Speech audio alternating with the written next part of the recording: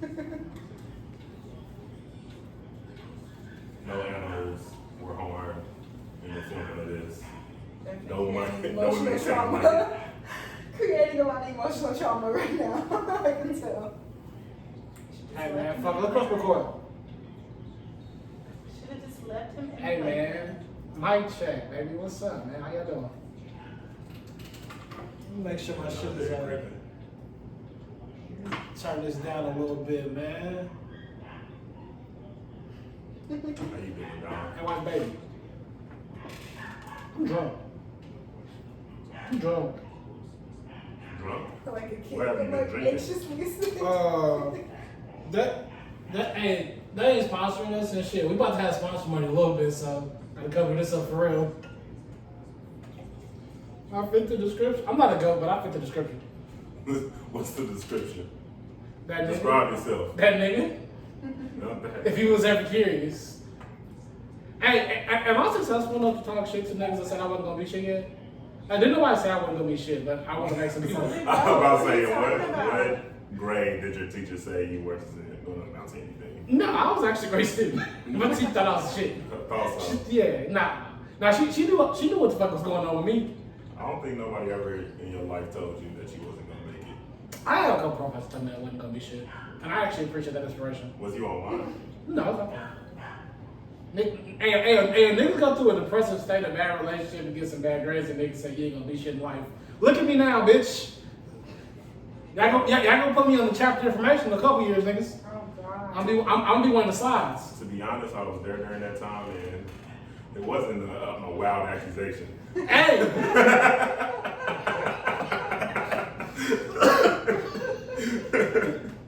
It's crazy. Hey, that bit with the odds, huh? It was a safe bet. I was a long shot. I had faith in you. Look at me now, motherfuckers. That's funny. Well, episode 10, right?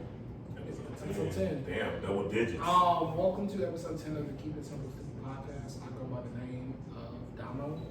My pronouns are he, him, his, real nigga.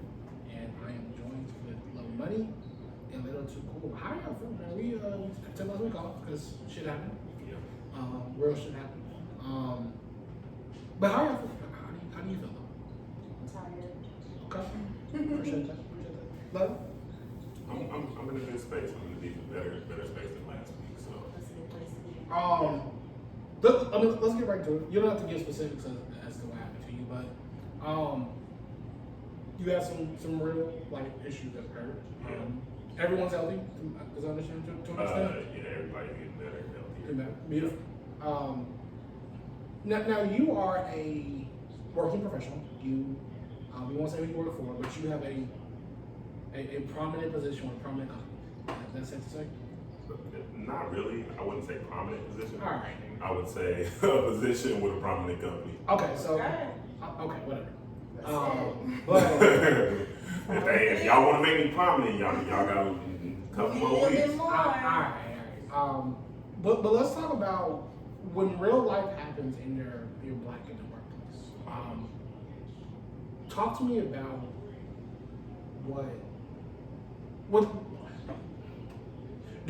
talk to me about having to take time away from work as a black employee of a major corporation and what goes through your head. So for me, it was never a problem for me. Like when the situation occurred last week, I hit up two supervisors. I said, hey, this is what happened. I may not be online a lot, and I'll get to my emails when I get to them. And they were understanding. You know, they was like, hey, take as much time as you need to. Luckily, I already had vacation scheduled that week, right? So it was just like a day that I was supposed to be working, I wasn't working, right? For the most part. And I responded to emails just because I needed to make sure when I got back, stuff was in a good groove. But I guess I'm blessed to be in a position within my company where I'm able to do that, right? Not everybody's able to say, hey, I'm gone, y'all got it. I'm going to take a look because I think you probably have a different perspective to provide. But to follow, so to double down, Do you feel the need to overcompensate, or do you feel like you're not given the same, even if it's not intentional? I mean, being a black person in corporate America, do you feel sometimes that you don't want to take that extra second, don't want to take that extra day because you have the right Never. Always. I mean, seriously. Or early on, when you first got into it, you wanted to. What? Like, when did you get to the point where you could say, "Yeah, I'm cool"? After my first job. Yep. After my first, I said, no, this is good. Yeah, I gotta go. Taking my time. I think seeing the things, I was talking to my mom about that this weekend, just about Mother's Day, because my mom spent her first Mother's Day without me, her first and her last, totally won't be doing that again. But her and my dad went out of town and she was talking about, we just really enjoyed it. It was a good getaway. And I told her, I was like, Mom, like other people that are not our same skin color, that do not look like us, do this quarterly. Like they will take time, just like, okay, we're taking a few days off at the end of the month. Okay, we're going on a trip. Like they do this all the time. But us, sometimes we feel like we're obligated to not use our PTO, to not schedule time away when there's emergencies, to not do these things because we feel like we have to show like, okay, we're not, lazy, we deserve to be here. We're not all these things. And it's like, no, black or not, like, no, I'm entitled to my freedom, my vacation, my time off, requested or not. Like, that's what you're entitled to as an employee. I mean, y'all, they better than me because the 2 days that I didn't, I needed to jet and not work, I didn't use PTO. I said I'm not working. But I think y'all gonna that's pay still me. like a privilege Yeah. in places because I've been the same way. Like when I was sick earlier last month maybe and I had tonsillitis and they were just like, hey, like just take the rest of the day off. Like you're fine. We got it. We'll cover you. And I'm like, I'm so glad that my team, one, values my work when I am there, but also knows that like it's not the end of the world if I'm not available. And I can be available by email, but to be fully there, it's just not that reality. But I'm thankful to be in a place that we have that freedom, that my boss can give me the day or give me some time when an emergency happens, that I can like chill without worry of, oh, am I gonna get paid for this day or is this gonna be something, that I really need? Yeah, we speak from a very privileged We do. space Yeah. and place.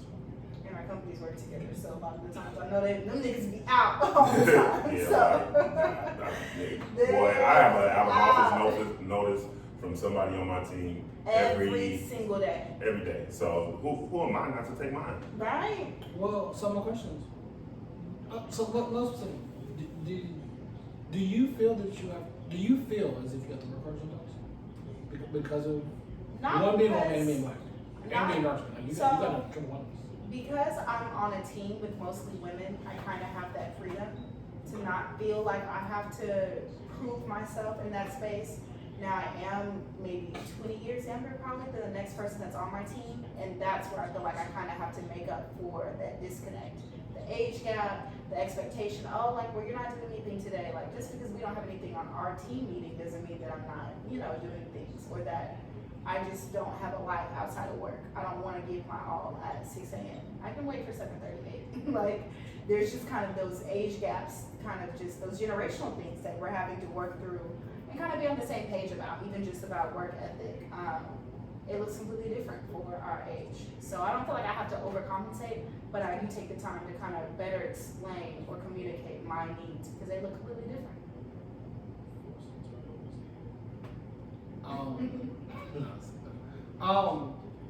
I think it's different for me. I guess not for me particularly, because I guess I'm kind of in a similar situation.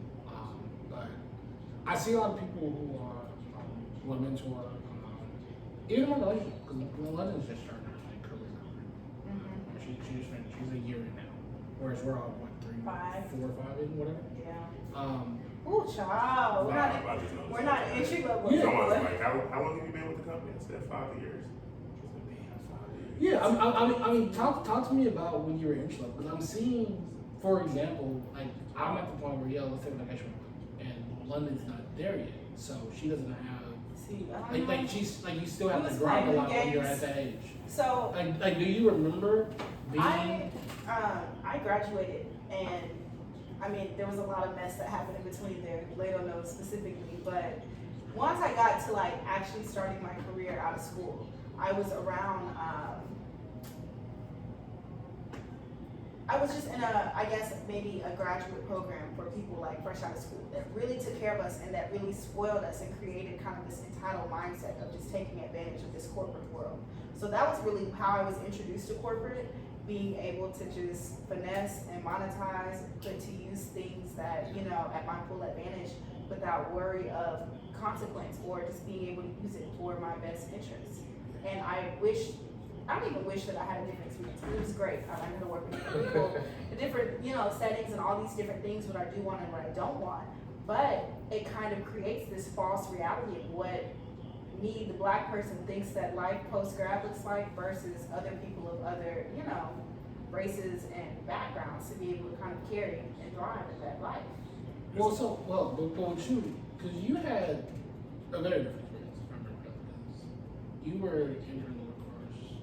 You entered like 6 months earlier. I was telling you something. And then you had to go back. like what was that getting your experience, kind of busting your ass a little bit, and then having to like double back and like kind of scramble?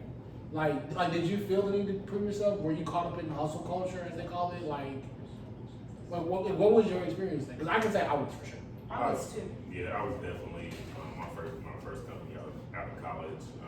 When I took the job because it was supposed to be more money, but that more money meant more time, being on calls 24/7, going through a whole bunch of bullshit. My wife knows when we first got together, I would get calls 1 a.m., 3 a.m., 4 a.m. And I had to wake up and have to handle shit, right? And it was just like, man, I gotta get to this money. And then the company went through some changes and was trying to fucking cut my pay by like 20K. So it was like, all right, I'm in a different city. I don't know. Just probably ends. And it was affordable. That generally used Benz. Payment was on. But it was still just like, I remember him saying like, yeah, I'm gonna get this. I was like, are you sure? Somebody had hit, so this is a little quick tangent. Somebody hit my caddy. I was there. Somebody hit my caddy. No, this is like, time. When I was in St. Louis.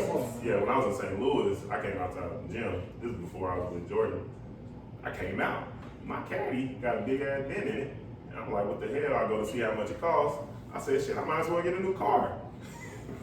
So what I do, I got a new car, but off of that, so got a new Benz, got rent to pay and all that stuff. So I was like, I need to make something shake. So I went and got a job that you don't even need a degree to get. And worked with a lot of people that had no degrees, wasn't corporate, retail space, and decided that I got to hustle and make something shake. So I graduated a semester behind when I thought I would. Actually, I graduated after what I thought, but my updated destination. I was just saying, you gotta jump there. So my updated. I mean, going to my sophomore year, I'm like, yeah, I'm 50. I knew that, but the extra semester off of what I thought my extra year was gonna be. But I was in a situation where I only had like 2 classes I needed, so I entered the workforce before I graduated. I remember which that was vaguely. weird for me. And I was just selling phones.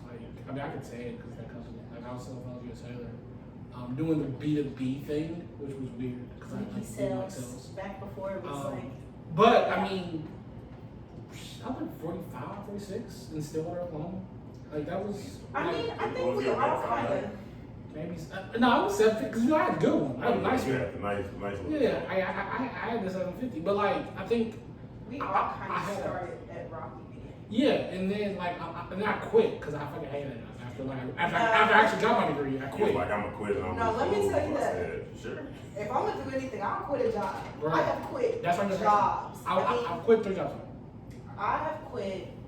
I think I've quit 3 jobs as well. Which I didn't even go into that. Like I said, I kind of had a rocky start. I moved to a new city and quit my job on my first day at work. I just quit. It was like I'm not doing it.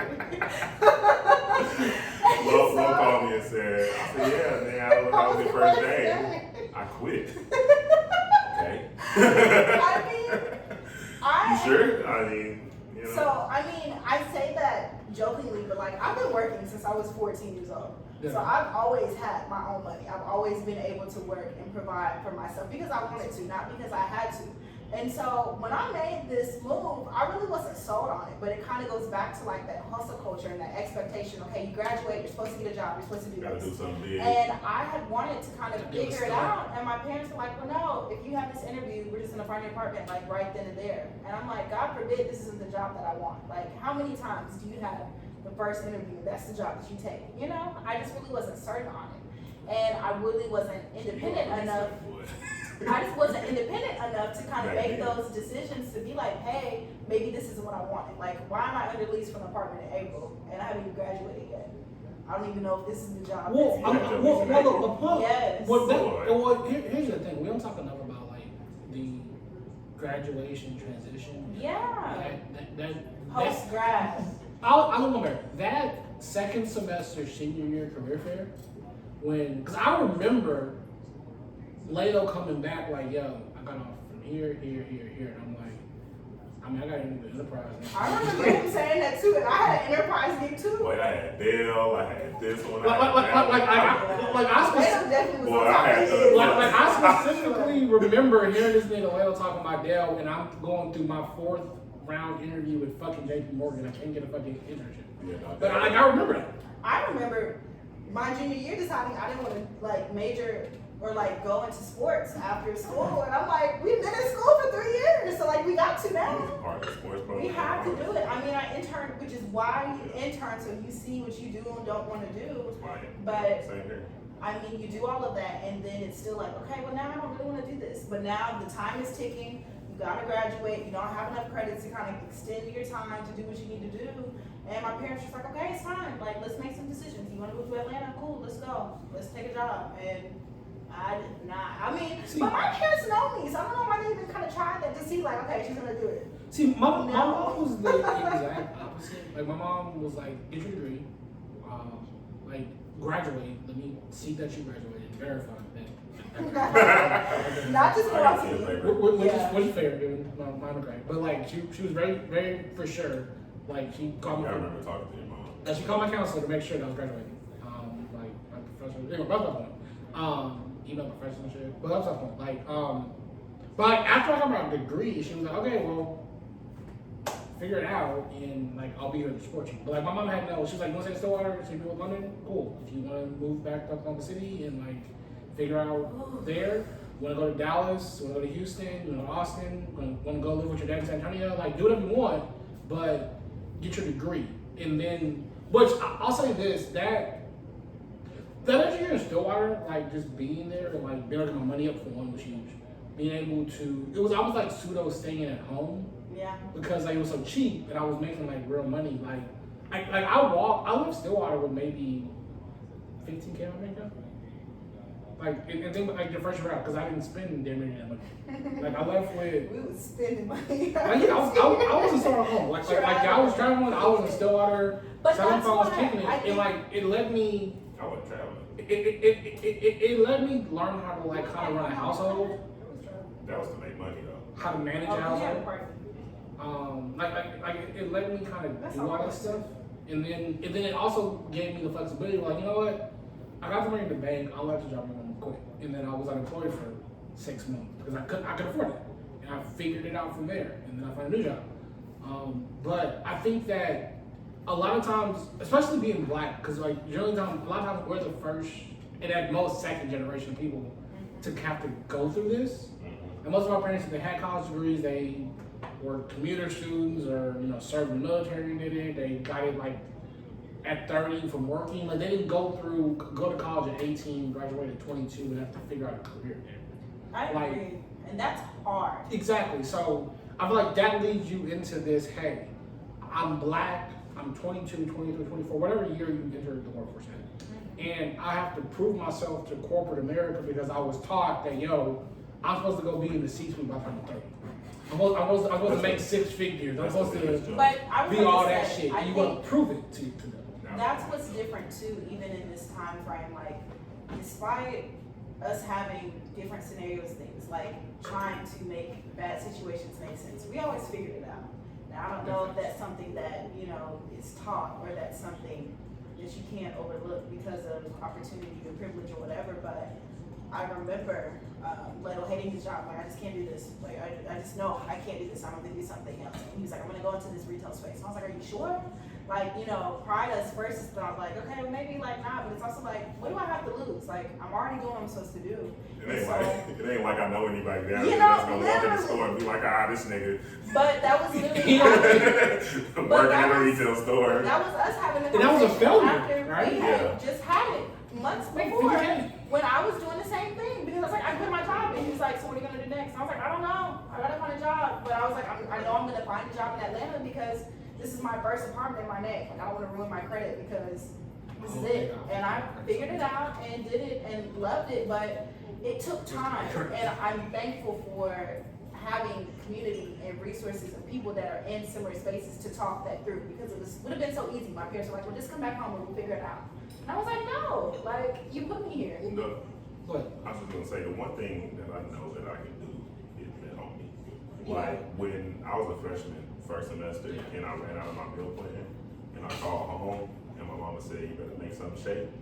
I said, "Well, shit, I better make something shake." You feel me? So ever since then, I mean, even before, I've always, you know, grinding for my own, but I knew if I needed something to happen, I gotta make it happen. So if the job tomorrow said, "Hey, deuces," shit, I ain't gonna sit here and whine about it. If I gotta go fucking mop the Galleria Mall, that's what I gotta do. But that's so even important that you say that because this is the first time now at this age, 5 years removed out of school, where I'm kind of having conversations with my parents about my career and the things that I want for my future, and I'm able to say with confidence, like, I don't want to keep job searching out of like survivorship, like struggling to find a job just because I'm trying to get away from the last. Because a lot of times we kind of just end up in positions or going up the corporate ladder, and it's like, I don't even know if I really want to do this, but we're here because, you know, it's handed to us or it's afforded to us. I want to use the tradition. And let me ask you this question before tradition, actually, Okay. because that's a point I want to use for like a second. But before we get off of this, do you feel like you have a good work-life balance? No. What you think? It's decent. I either really be working or really be life. But the thing is, like, you ain't found the middle point. No, I'm either really giving my best at work or I'm really giving my best at life. If I only worked my corporate That's job, hilarious. if I only worked my corporate job, I would have a good work-life balance. Yes, I agree. That's hilarious. I'm serious. That's a- I'm dead ass. That's also- Life is life. That's a Because I have very much a 6 a.m. meeting tomorrow, and I'm like, I just know being up this late already, I'm tired. Like, I'm gonna be tired at the meeting, so tomorrow I'm probably not gonna be able to give my best because Even when I have We're the starting ability to here. sleep, That's by 9 fucking p.m. I'm hilarious. still up by 1 at 1. I'm the opposite. That's great. But that's because I can tell you be early morning politicking at fucking 5 a.m. yeah. Well, I mean, I haven't fucked up like to schedule because I used to work early. So I used to be up at 3 and so I can crush it. Being up at 6 a.m. I plus. didn't even know that. I'm sorry to hear that. I mean, I think that over time you learn to develop what works for you, but I'm also just at the age where we're just never gonna miss out on life because of work. So like, it don't matter what we got to do. Like, we still gonna catch the body, I'm still going gonna to do. Lincoln. Like, we're gonna We do got all an of appointment it, this weekend. and Sorry. then I'm still just gonna figure it out when we get there. Hey. But I did learn. Hey, that trip been booked. No, Ben. Oh, yeah. Ben, I'm not gonna It be is what it there. is. But I think I got too, cancellation fees at this point. I think at this rate too, you kind of learn like how do you make things like work. That's a couple nigga right there. I mean, you. Okay, but listen. So you brought up earlier. You brought up earlier point that I want to transition to. Not wanting to almost doom job search because you don't know if you're doing what you want to do, kind of finding fulfillment in work. Yeah. I actually have some good news happening to me this like as of recently, but we'll hold that for a little bit. Okay. So I want to ask y'all this for like kind of the same note. Do you feel fulfilled at work? Yes and no. Being a project manager has its perks and its downfalls. I think when I'm on a project that I really enjoy, work doesn't really feel like work. But being in a realm that you don't really love or understand or kind of can struggle with makes everything feel like a chore. But I feel like work is also a chore. It doesn't matter if you're doing something that you love or enjoy. It's still work. Your time is still being used towards monetary value based off of what you contribute. Can I ask you a question? Yeah. have you ever truly done something like as your main career source that you truly love? As my main source of income, no. I will say working part-time in the last year and a half, doing something with that I was like, oh, I could do this like forever. Did you love it? Yeah. See, I feel like people will say that a lot, but like we've never got the opportunity to truly do that. And our But that's answer why might be different if I you think get it takes time. You have to give yourself room to see what you really enjoy. And a lot of times I feel like our age group struggles with overcommitment. We want to do it all. We want to have the creative ventures. We want to have monetize everything that we do that is something that we enjoy, just so we can say that we get the bag from it. When it's like sometimes you just really have to have hobbies that you like and enjoy too, and then you're able to kind of put your time and your efforts into like fulfilling things that really just create fulfillment. I enjoy playing basketball way more when I wasn't getting paid for it. Or what about when you were coaching? That was cool, but like I was getting paid You for kind of coaching hated that too. yeah, I mean, but I won't speak on that. But I enjoy just hooping. But now that I get paid for it, it's like I gotta watch film and I gotta go to practice. You know, I gotta run sprints. And It's a lot. it's like a lot. But it's probably a lot too. Huh? I know. Isn't he skinny boys? I don't know. We saw the photos of Costa Rica. You was slimming. Slim thick. Slim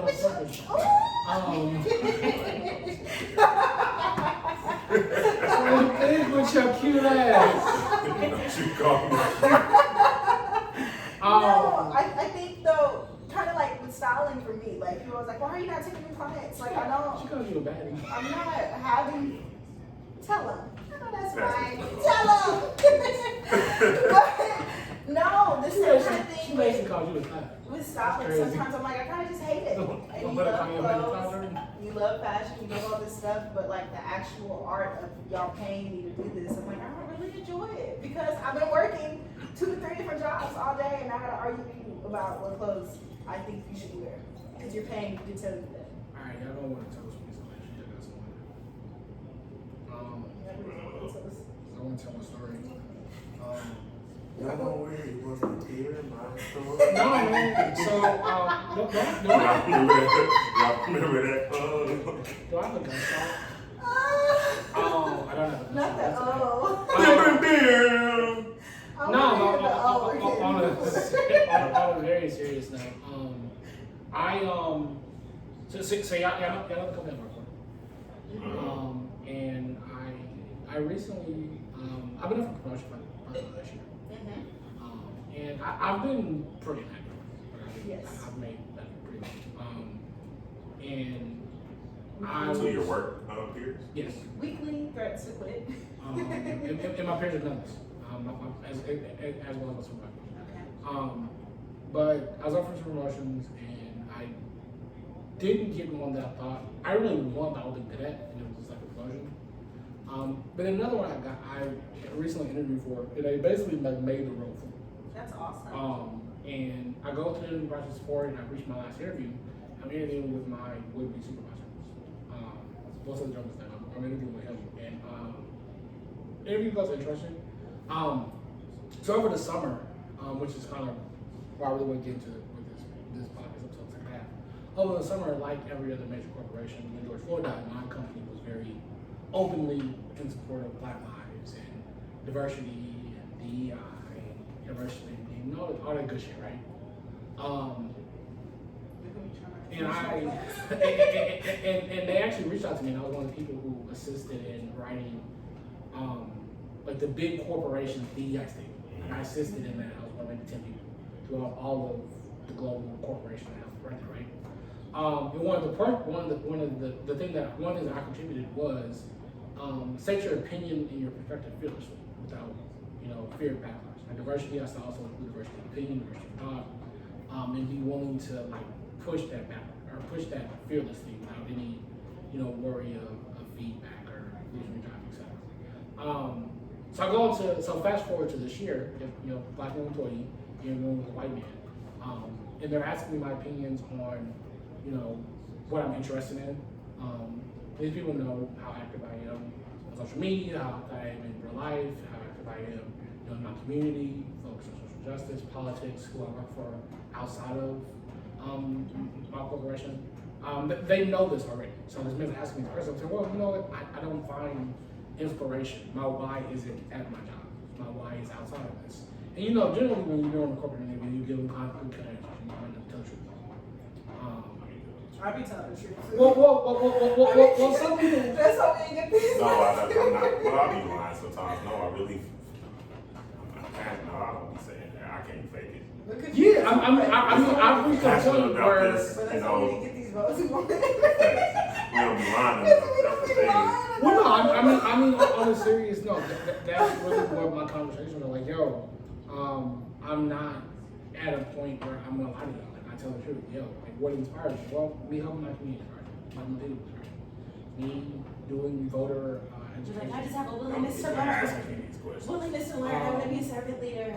Yeah, like I don't get the bullshit anymore. So turns out, I get like one of my friends actually was the peer portion interview. That's one of my real friends in real life. Come on, real friends. He texted me after like a day after the interview. Yo, did you really want that job? Like, I mean, yeah, I don't. Yes, nigga. Yeah. What you mean? I'm like, well, it turns out like they don't like your answers. They say that you were too honest. They say that you were too focused on work-life balance. They say that you were too focused on this, that, and the third. Keep in mind this position that quite literally they created for me.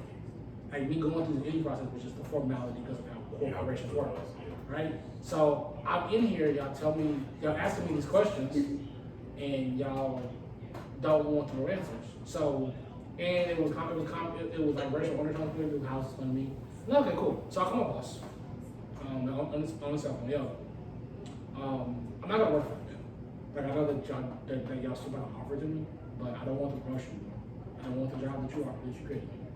And y'all got 2 weeks to come up with a new role for me. I'm leaving. Are we toasting now? Yeah, we toasted to the fact that you. I just we toasted to the fact that you're looking at new DEI lead of my corporation. Wow. Yeah, I'm handling all diversity spin for my corporation. I handle all escalations. Because I said my shit. I said on morals. Like I'm not gonna go to work for someone who doesn't know what they're talking about. Who treats me like I'm a second class employee. Boom, boom, boom. That's awesome. So yeah, I mean, you know, I say that to say, when you're black in corporate America and you're black in the workforce, sometimes you do have to stand on those morals, and sometimes you do have to say fuck this. And the question I want to ask y'all is two questions. Number one, I'm sure your corporation also has a lot of shit to say. But Black Lives Give me Matter. some. Oh, I want to toast accordingly. Not that we I'm cross sure, toast. I'm sure both of your corporations have a lot to say about Black Lives Matter, about their black employees, about diversity, et cetera, et cetera. Number one, have they held solid to their stance? And number two, how do you feel as black employees? Like, do you feel appreciated? Now, I will say that I think that is a privilege that men have to be able to speak so profoundly and comfortably in spaces like that, because as women, we're constantly looked at as emotional or aggressive or all these different things that we get labeled at when wanting to speak on what we need and want and deserve. And so, since I've been able to, you know, work in corporate, they don't never tell me when I sound aggressive. So I just don't believe them. But since I've been working in corporate, 2 out of my 3 bosses have been black. And I can't say that either boss has made me feel like, okay, this is a safe space because my boss is black, you know? And I love that both of them have been that for me, 2 to 3, but I've never just felt like, you know, you're seen, you're valued for your black stuff, not just as you the employer. Like, no, when the trial was happening, you know, the Chauvin trial was happening, when we said to keep going and work was just normal as is, you know, I'm like, I had more of my white coworkers asking me what's going on, how are things, how are you handling life in Dallas, there's protests, there's things going on, than my bosses really ever touching on it or kind of just wanting to blend in the back. And that was hard for me because it's like you want to be in these positions where you see people that look like you, that are in positions of power, that have the leverage to be able to dictate and change, you know, the things that you worry about or struggle, but even then it's kind of like, no, you still just gotta be a good soldier, you know? See, for me, so early on in my current company, I had a black boss for the first 2 to 3 years, black woman, right? So, I mean, I always felt supported. We were always a part of D&I initiatives, always including that work. In that world, I was like helping with recruiting Black students and like had a hand in like interviewing people and, kind of, giving that olive branch to the next generation. Yeah. Since then, yes, I have a supervisor, but my supervisor doesn't supervise me, if that makes any sense. I kind of like just work in my own world, right? So Individual contributor? yeah, individual contributor, so I don't really have to report. I report, but I don't necessarily report to anyone. Outside of that, my mentor, one of my mentors in this past year is the chief diversity officer of the company, who's Black, who's an alpha, right? So, I'm able, we're able to have those conversations where I don't feel as if I'm not supported because my exact demographic is the chief diversity officer for my company, and we've had those conversations, and he's on the calls and talking to people, kind of echoing the statements of us. So I guess I haven't felt that way. I just, and I mean, I'm privileged. I'm a tall Black male, right? So that comes, like when people don't disregard me when I walk in the room. My voice is rarely, never not heard, right? Like, so I'm always like keen to do something like, hey, do you want to be on this committee? Do you want to be on that committee, right? So it's I just have a different what they see experience. value in. Because being, like you said, being a smaller woman, a dark skinned woman, a petite woman, wearing my hair certain ways in the office creates certain approaches, how they talk to you, what the conversation looks like, what the approaches are. And so I definitely hope to get to a space to where I can thrive in my career and feel seen and comfortable and, thrive in that workspace because of who I am, but also like have opportunity because of who I am too, That's crazy. That's crazy. That's all I can really say about that. That's just crazy. Appreciate it.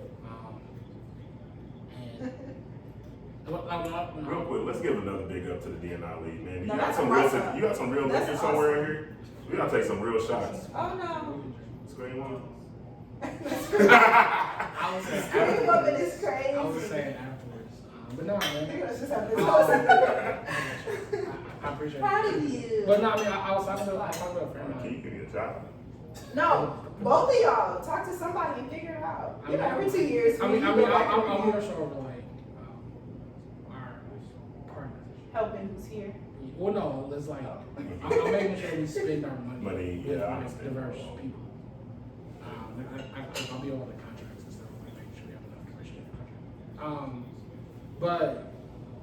But no, I mean, I think that I was talking to a friend of mine, and she was giving me when all this was happening, because it was a real. I mean, you don't give your job an ultimatum, and I feel like they would just say fuck you. Yeah. So it was a long time in this process where I was thinking, I'm probably unemployed.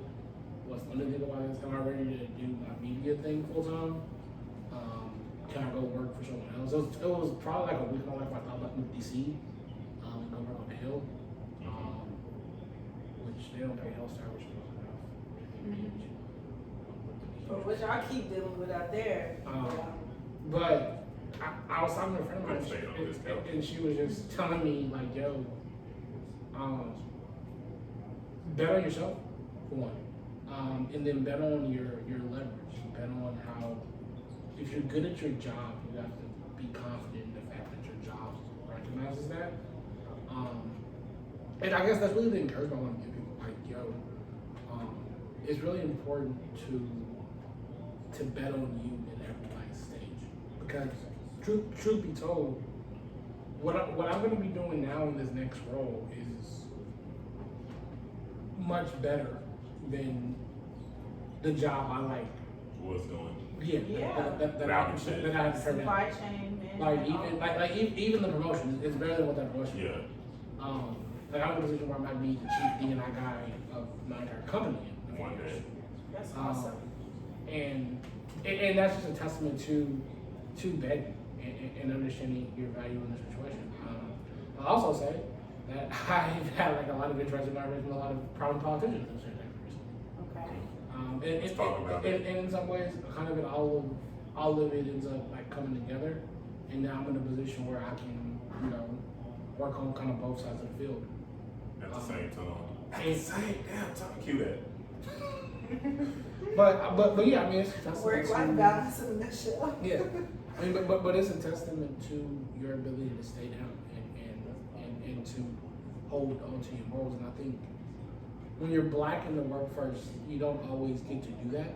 I'm about to go and work tomorrow and say the exact same bar. Hey, you got 2 weeks. I've been telling them niggas that they just don't listen to me. I'm like, fuck. Did y'all hear me? Lo said, no, I was serious. I'm not coming 5 back. months later, I said 2 weeks. Like, I'm not coming back. Hey, bro, I'm gonna tell you some G shit. The way my heart was beating on that Zoom call when I said that shit. Oh, you said it on Zoom? Bro, I looked at the nigga in the soul. Hey, So, I think that's important though too, That's because I haven't had that. I almost called him back. Hey man, I was tripping. My company, I feel like they were because the thing is, like, they're supposed to be, quote unquote, creating me a position or whatever. HR is being slow. But somebody else just hit me up like, hey, listen, I think we can need you on the team over here. I'm like, I like him over there now. But that's so y'all better hurry that shit up. Keep fucking around. You keep fucking around. That's really it. I'm gonna cross that out, and you're gonna lose me. It's knowing your leverage, because I'm at a point now where my company's kind of just like leaving me alone. Like, I was late. I wasn't even late to, I was kind of like late to a call today, and they didn't even really like press me about it because they keep knowing like, well, we just don't want her to leave. And it's like, well, no, like y'all like letting me just do whatever I want isn't gonna make me like more prone to wanting to stay. I just want y'all to make my time be worth it. And so I haven't really had that conversation one-on-one with my boss, just because I respect him and he's like, cool. So I'm like, I don't want it to be with him until I know that like, hey, we out of there. But I'm like, recruiters are calling my phone and opportunities are coming up and I'm trying to knock out like this certification. And so I'm like, because I'm in this waiting season of just like knocking out shit and being proactive while I wait, I feel like it's giving everybody time to get their things together. But I'm like, summer's coming in hot. Like, as soon as I finish this, it's done. I was talking to one of our mutual friends, and he was like, who's currently like looking for a job. Which one of our friends? I'm not gonna say his government before I go into this story, but he was, he went to his, superiors and like, hey, I feel like, I deserve this or woo or whatever, and What they say? no, he ended up getting it or whatever in that time, but he was talking to a woman that like been with the company for like 20 years, and he was like, we pretty much do the same thing, but I get paid way more. And he was like, I was talking to her, she was like, well, I ain't trying to shake the boat. No, right? we shaking the table. And she was like, see, that's why you getting let go, because you shook the boat a little bit too much. And that happens. But on the flip side, we have another mutual friend who kind of did his research and said, hey, I do this, this, and this, and I'm getting paid this, but I do the work that somebody should be getting paid this. And they hit him back with like, okay, cool, we'll give you the promotion and the salary bump. That's so crazy. But for me, it's just kind of hard because, I be looking at my team, I'm like, man, these niggas be doing more than me. That's what I be thinking sometimes, but I also just think I deserve also. It's a little balance. It's a balance. She said I deserve also. Preparation. Yes, and nigga, I work hard. No, I work hard too, man. I just don't want to work also, so that's very clear too. Like, I hit you a little Portia Williams. Okay. And that's a nice time up there. You see that time right there? Lord, do you That's hear a my nice time. prayer? Oh, you see that time? That's a nice time right there. Lord, do you hear my prayer? Y'all been reading anything recently? Yes, I'm reading a book that's really good actually. Okay. What the title is called, I couldn't tell you. It's in my personal there. But it's a good book, and it's kind of I like, bet you it's fire. it's based kind of like Get Out. So it's about Yeah. like gentrification in this neighborhood and how. It'd be great if we didn't name the book. What is it called? Ooh, I can't tell you. Hey, I'm about to speak of a black woman. Is that cool? No, but I'm trying to. Okay, No, okay, I really can take my phone and the book are both in my purse, so I don't know what it's called, but it's about We believe you. gentrification in Brooklyn and how In Brooklyn, Oh, It's Brooklyn kinda- Nights. it's just kind of it's painted around get out. huh? But it's a great read. Damn. No, you. Are you? I think don't quote me on this, but I think it's called All Things Fall Apart. It's a very I've seen that renowned Nigerian novel, which pretty much just follows the life and times of this young warrior in a tribe and all that good stuff. So it's a pretty good book. I'm reading When to Rob a Bank. It's Indian every day. it's a book about economics by Doug Nerd Levitt. It's a book for economics. It's like a compilation of all of their like blog posts and short essays. So I really never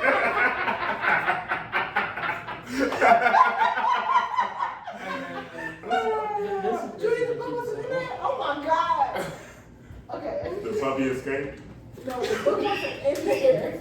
Oh. I needed That was a good. the name of that book. What is it called? I couldn't tell you because I want to say One Night in Miami, but that's obviously not what the book is called because that's the movie.